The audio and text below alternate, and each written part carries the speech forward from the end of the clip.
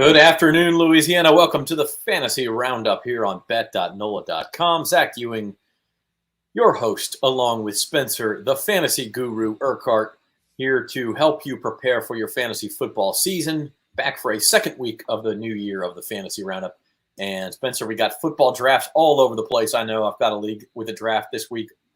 Some people have already drafted or had their auction. And we're going to kind of take you through week by week. Last week we did position ranks. Today we've got some overall ranks for you. Might do some auction values at some point, and late round sleepers, and just kind of focus on something new every single week.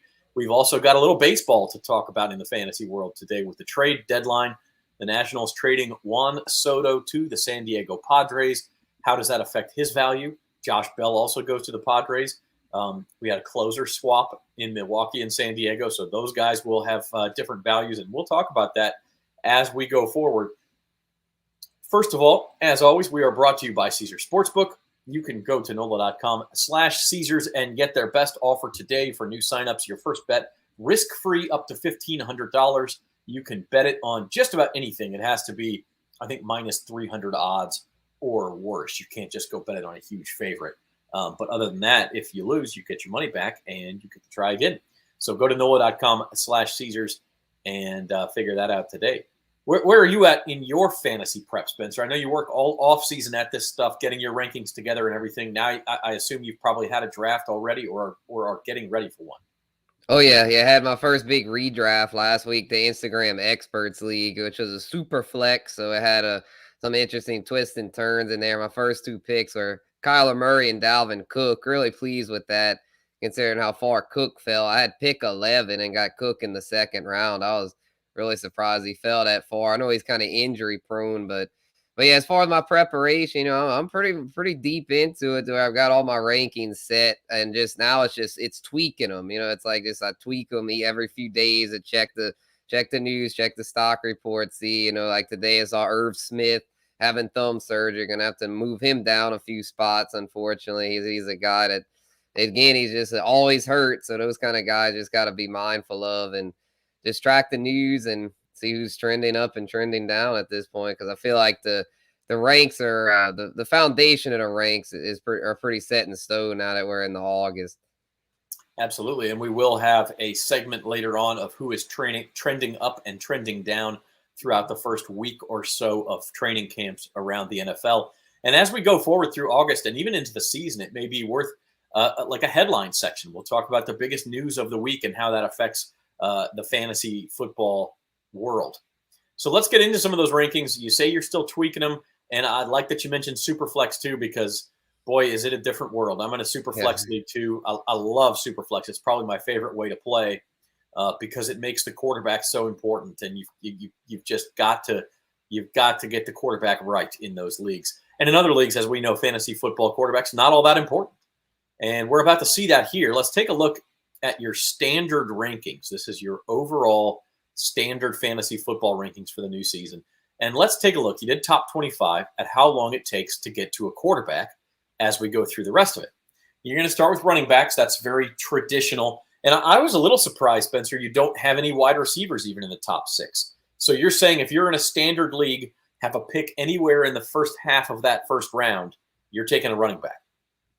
Yeah, definitely, because in the single quarterback leagues, running backs are the most scarce position, being that you have to start 2 of them. So yeah, I would, as much as I love Justin Jefferson, Cooper Kupp, and Jamar Chase, I can't put them up with those elite running backs because it's just more scarcity there. Where at the receiver position, it's like if you take a Justin Jefferson there instead of a Derrick Henry or Dalvin Cook, yeah, it's probably a little bit safer pick, but it's going to be one of those deals probably where your running back situation is going to be rough because of pretty much everybody else in the back half of the draft is going to probably take at least one running back, to where your first running back's probably going to be like, could end up being a risky play like Alvin Kamara or Saquon Barkley. Somebody, yeah, they could be an elite RB1, but they could also bust and you end up really weak at that position. So I prefer, I'm more traditional in that sense. I like to take, if I have one of those top 6 picks, I tend to still go with the running back. I know some people have switched to the receivers, but there's just too much depth at the receiver position. I mean, you could get a guy later like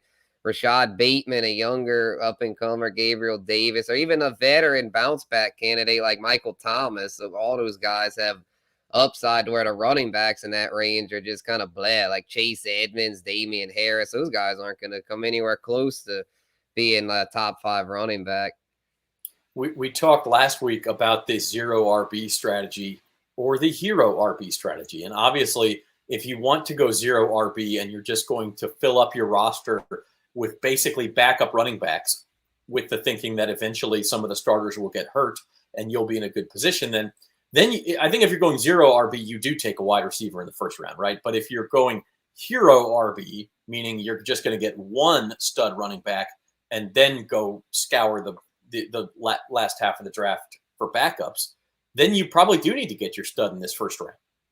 Yeah, definitely. And I'm not totally opposed to hero RB. I am totally opposed to zero RB. I mean, zero RB is just crazy. I know some people do it, but I've never once done it in a competitive money league. I mean, it's just silly. I mean, it's just throwing your money away. Like, where the hero RB, I actually feel like that's pretty savvy, because if you get that elite running back and they hit, you could probably fill that RB2 spot with somebody off of waivers or one of your late picks. I mean, one of those backups probably could emerge to at least being startable. So, yeah, I'm not at all opposed to hero RB, because then you can stack up the receivers and have an elite receiving core as well as that elite running back. Just got to hope that the hero stays healthy, because if not, it could be dangerous. But if you do the handcuff with them, if Dalvin Cook's your hero RB and you handcuff Alexander Madison, then you're pretty well covered there. So just if you do hero RB, make sure to handcuff the hero. Yeah, and I mean that's really what it is. Is if you're going to do either of those strategies, zero RB does not mean don't draft any running backs. It means don't draft any running backs at the front half of the draft, and then get a whole bunch of handcuffs at the back half or flyers. And you just have to, the odds say that a couple of them will work out. And by the end of the season, you will have 2 starting caliber running backs. So that's the strategy. That's the interesting part of this first half. Now let's look at page 2, where we kind of have, if it's a 12-team league, you're back half of the first round, first half of the second round. And here's where we start to see more receivers and even a tight end in there. Still no quarterback, though. Right, yeah, Travis Kelce sneaks in there, and then a lot of receivers in this range there: Diggs, Adams, CD. Nick Chubb and Javonte Williams are interesting, because you could make a case that they could be first-round picks, but I feel like their upside is both of their upsides are somewhat capped, because they're in committee backfields. Or Nick Chubb's got Kareem Hunt there, and Javonte Williams and Melvin Gordon there, kind of limits their upside, but they still are strong enough performers to where I feel like they're solid second round picks. But yeah, if I get my, if I could get like, a Dalvin Cook, Joe Mixon type DeAndre Swift with a later first round pick, I'm more than likely going with a receiver in the second round rather than pulling up Chubb or Javonte, because with those receivers, they're like Diggs, Adams, CD. I mean, that's just money in the bank. And you could also get it with upside for more, because I mean, they get so many targets to where like their target floor is very secure, like the 150 target range. And then if they can get 8 or 10 touchdowns or more, even Devontae Adams sometimes gets 12 to 15. I mean, that's like, I know I was saying a lot of times the running backs or the receivers can't touch the elite running backs, but Devontae Adams in his prime is not too far behind. Yeah, and I think I would draft Devontae Adams higher than that. I would consider him late first round if it were me. Moving on to page 3. This is the last of your top 25, and there it is. No quarterbacks in the top 25. So this is 2 full rounds plus 1 in a 12-man draft, 2.5 rounds in a 10-team draft, and no QBs.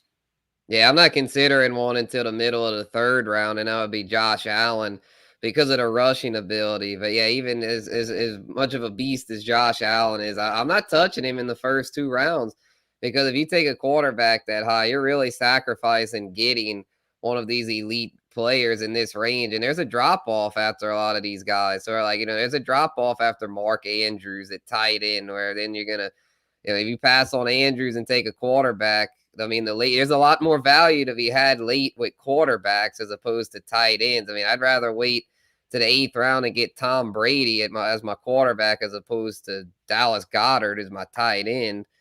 that's why I prefer. And then same thing with like Aaron Jones. I'd rather have Aaron Jones as my second running back as opposed to taking Josh Allen and then getting Tony Pollard or some committee back as my second running back. And the same goes with receivers. There's just more value to be had with these skill guys, where with the quarterbacks, it's a sucker's bet, in my opinion, to take one that high. Because if the only way it'll pay off would be if they outscore all the other quarterbacks by like 5 to 10 fantasy points a game. And while Josh Allen is the top guy, he's not that much better than the rest of the pack.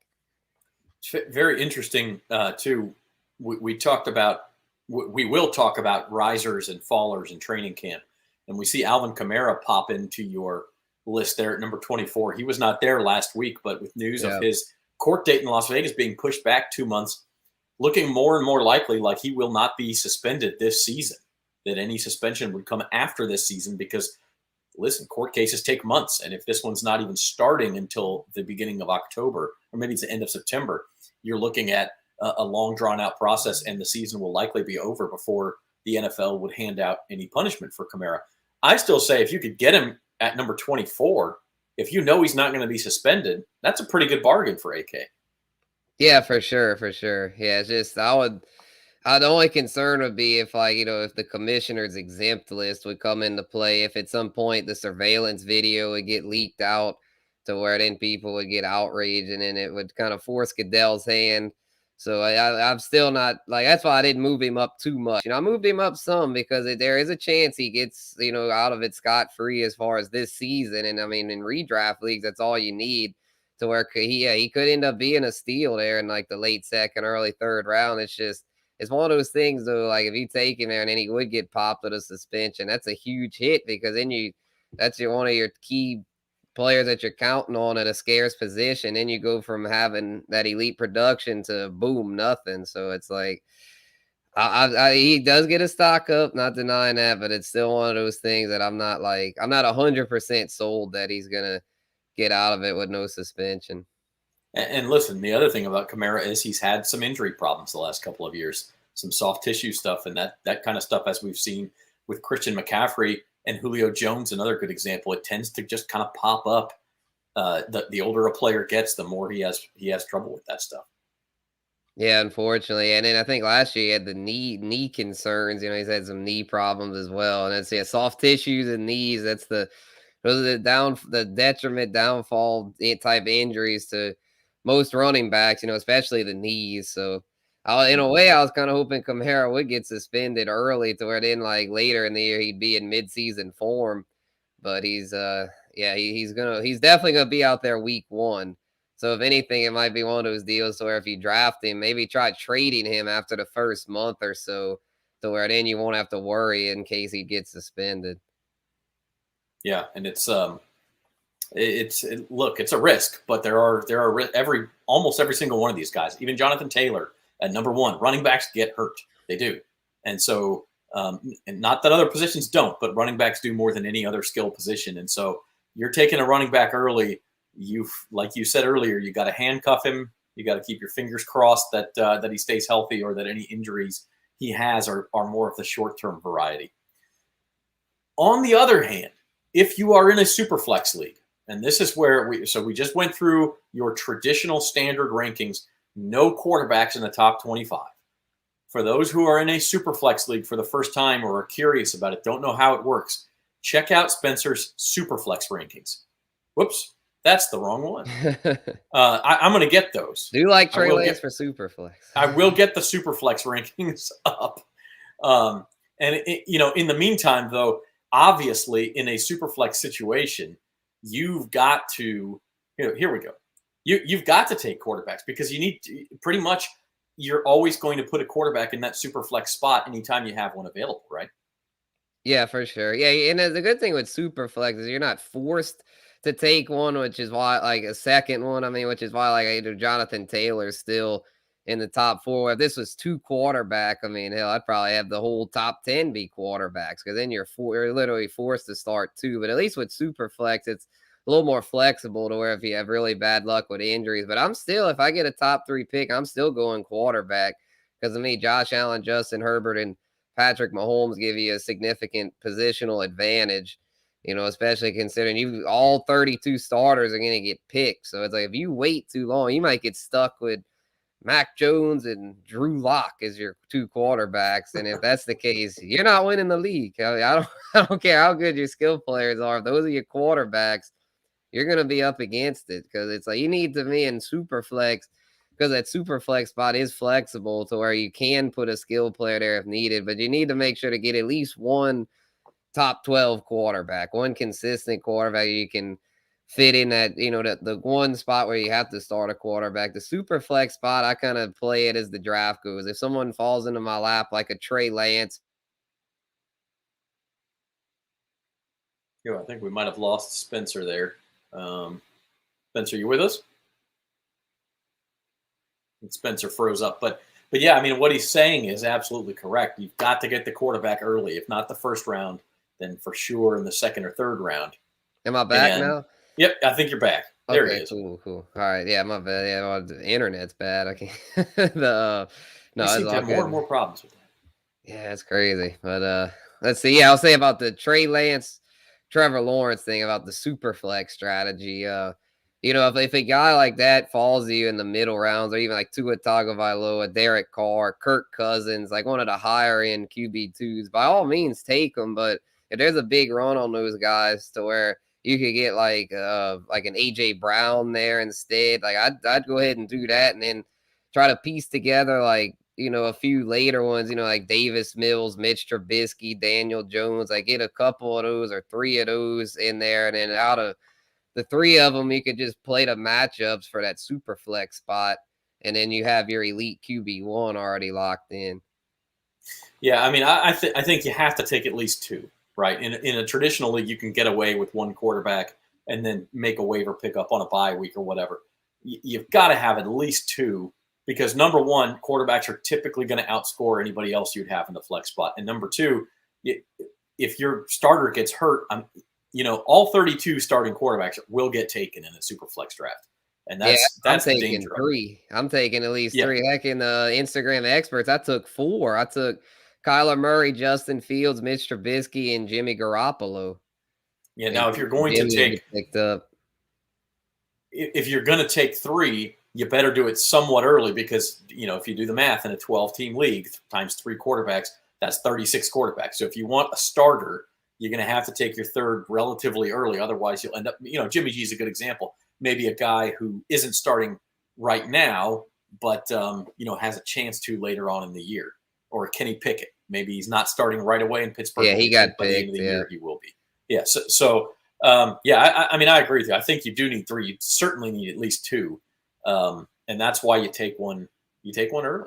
And you piece together the rest of your roster the best you can. But you say, Spencer, that you would be okay not necessarily using that super flex spot on a quarterback. I mean, it would just be if the draft got out of hand where they had a bunch of quarterbacks go way high. But 9 times out of 10, I'm getting a quarterback in that spot, because I feel like especially if it's 6 points for a passing touchdown, I'm for sure grabbing a QB there. If it's only 4 points, though, I guess if the draft gets, like I said, if it gets too out of hand, I could maybe see putting a receiver in there some weeks, but it would be one of those to where I would be kind of aggravated, because I feel like this draft did not flow my way, and I'm gonna end up stuck with Daniel Jones as my QB2. Yeah, you know what? I ain't messing with that. I'll take the receiver, but I don't know. Hopefully if y'all are, just stay, it usually want to fall to you at value. Like, for example, Justin Fields. I'm not a huge Justin Fields advocate, being that the Bears stink, but his rushing abilities unquestioned. I mean, he's got elite rushing ability for a quarterback, to where I felt like he fell to me at a pretty good value there. And it was like the 8th rounder, so had a pretty good core of skill players. So, and already had Kyler Murray locked in, so didn't reach on him. Got him at a good price, and was able to build up the rest of my starting lineup. And that rushing value for a quarterback, what it does is it raises his floor. Where Justin Fields, even if he has a week where he struggles, he might pick up 30, 40 rushing yards, and at least he's not going to be a disaster. Even if he throws for only 100 yards and no touchdowns, you have those 40 rushing yards, maybe a touchdown every now and then. And at least he's not a total anchor on your lineup, even in a bad week. So I like that too. Training camp started around the league. July 19th, I think, was the first day. The Raiders, who play in the Hall of Fame game on Thursday, they were the first ones to open up. Everybody was open by last Tuesday, July the 26th. Most of the teams started that day, including the Saints. As you look at training camp reports, your mind's constantly in fantasy mode. What does that mean for this guy? What does that mean for his value? Do I like him better than the consensus? Is the consensus going to go up? What is your method, Spencer, for checking out training camp headlines, and as we get into it, preseason headlines, and saying, this is what I'm looking for? Yeah, it's all about kind of deciphering what's gonna truly affect value as far as like positional battles. I tend to put more stock into, as opposed to, oh, so and so looks so good in practice. Like, I tend to, those reports, I kind of just like tend to throw them out unless it's somebody that's like kind of unexpected, But if it's somebody that we already know is talented, like Chris Olave, for example, it's like I already know Chris Olave is really talented. A lot of analysts are just waking up to that. But it's like, man, I've had Chris Olave in my top 30 receivers since freaking June. Like, it's just so that stuff. It's like I've kind of ahead of the game with that. But there are a few things, that you just don't really know with these position battles, like the Jimmy G, Trey Lance thing, for example. In the summer, it was kind of up in the air who would start. Where now at camp started, it's pretty clear that Trey Lance is running with the ones. He's going to be the guy. And that Jimmy G's going to be on his way out. And then, for example, the suspension news too, like Deshaun Watson, got him and Trey Lance as the two quarterbacks trending up, because, now Deshaun Watson's, they ruled it 6 games, might get a few more, but it's pretty clear now that he's not going to get the season-long suspension that many were anticipating. So now you got to consider drafting him as in the later rounds, because the fact is, whether you like him or not, when he's on the field, he's a strong fantasy producer. Yeah, absolutely. We see some other names here too. Allen Robinson is a guy who's on a new team, but he's been getting a lot of raves from Rams camp. And, now he's got a good quarterback. He had Justin Fields, Andy Dalton, cast of characters the last few years. Now he's got Matthew Stafford throwing to him. Michael Thomas, we talked about a lot. These guys, it really is availability. If you think about it, who's winning a starting position, which injured guys look like they're back healthy, and which guys are going to avoid a suspension, like Alvin Kamara or Deshaun Watson, avoid a suspension or get a shorter one than previously anticipated. Yeah, for sure. Yeah, with Michael Thomas, I was concerned about Michael Thomas. I was like, when is he going to return to practice? I was like, I'm not drafting him until he returns to practice. And now that he's returned, I feel a lot better.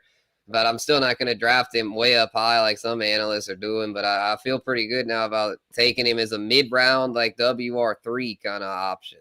Like, where before I was like, I'm just not going to draft him unless he'd fall to like the 10th round, because he's got to show me that he can go out there and cut and run routes and all that. But now that he's back doing that, it's just, it's sometimes you got to see it to believe it. Now that we're seeing it, it's his stock's definitely on the rise.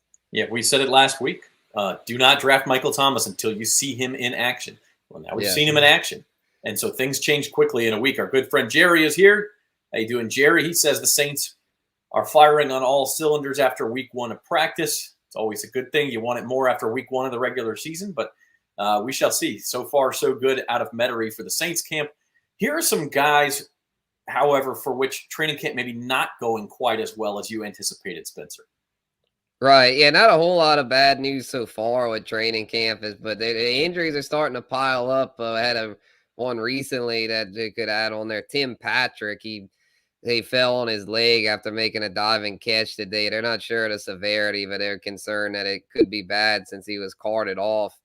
So, a lot of receivers having bad breaks. Van Jefferson likely going under the knife with knee surgery. He's probably going to miss the first few weeks. Michael Gallup, coming off a torn ACL, already said himself that he's probably going to miss the first month. Christian Watson, the rookie on the PUP list, not good at all for him.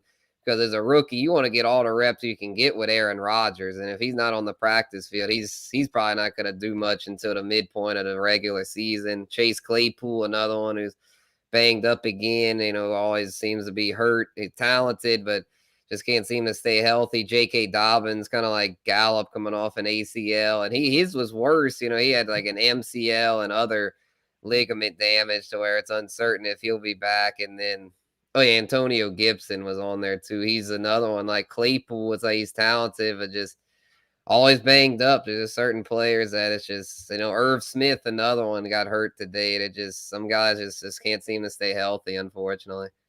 Yep, no doubt about it. Injuries are the biggest thing, but you're also looking at opportunity. And it's hard.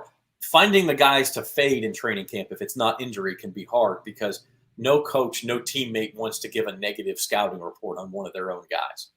And so you're always going to hear that this guy, so-and-so is in the best shape of his life. That's an old spring training joke, but it works in NFL training camps too.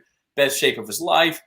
Boy, he knows the playbook so much better than last year. We really want to work him into the offense this year. You're going to hear all of that stuff.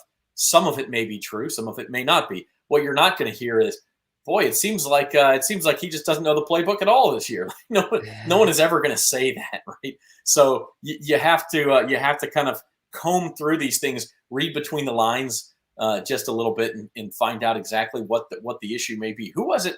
I don't think you had him on your list, but there was somebody who they said, he's complaining of lower back problems, and so we're going to have to get him back in shape. And you thought, how could he not have showed up to training camp in shape? It was a wide receiver. I'm completely blanking on who it was at this point.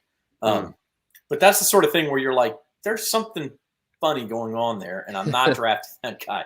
So, you read between the lines. I'll see if I can remember exactly who that was.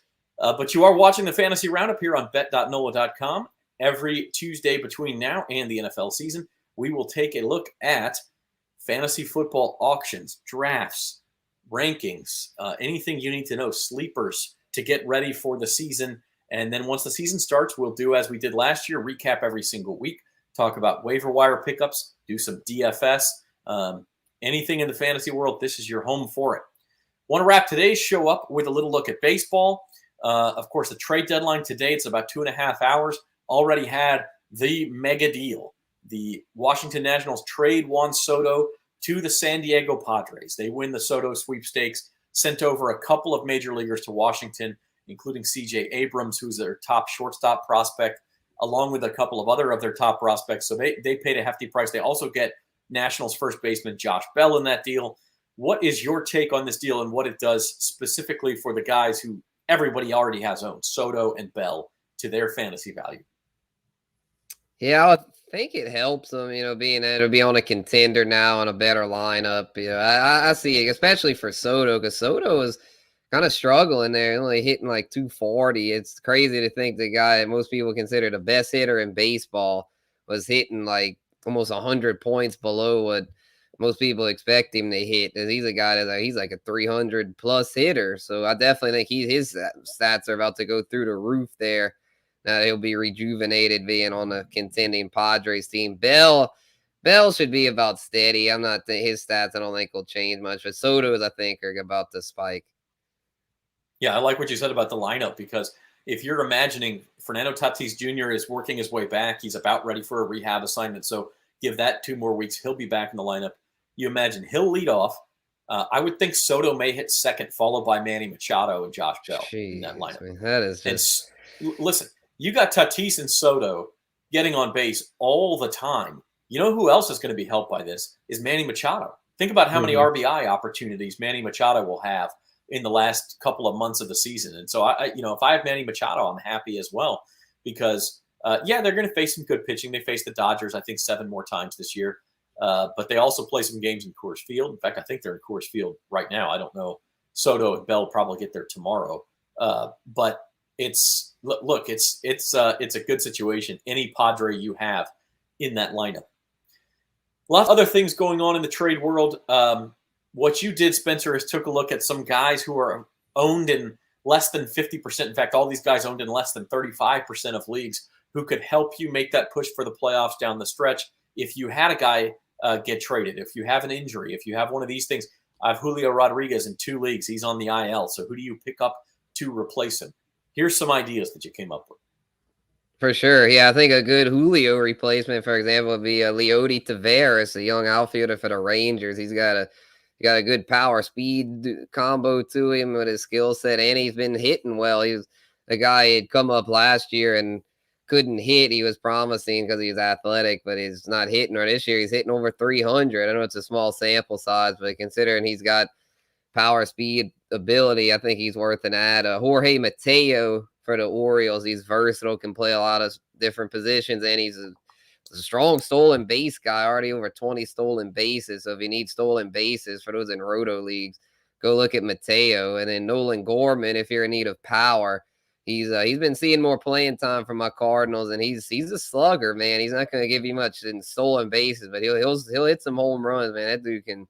He's got an elite power stroke for a second baseman. And then those that need a catcher, MJ Melendez for the Royals, he's been playing more outfield now that Salvador Perez is back, but he still got that catcher eligibility and can swing it pretty good in what's normally a graveyard as far as catchers being able to hit. And then pitchers, they got a few names to watch. Brady Singer, another Royal. It's funny that they had 2 Royals on here, but Singer's quietly been a very good pitcher as of late, been striking out batters, working deep in the game. Same thing with young Angels starter Reed Detmers. I know the Angels have kind of fallen by the wayside, but Detmers has really picked up the pace here in the second half and looks like someone you can trust. And then Kyle Finnegan, I know the Nationals has traded everybody away, but I know a lot of leagues, there's very few closers available. And I mean, I know the team stinks, but he is a closer. And games they do win will probably be close. So need some saves, try out Kyle Finnegan.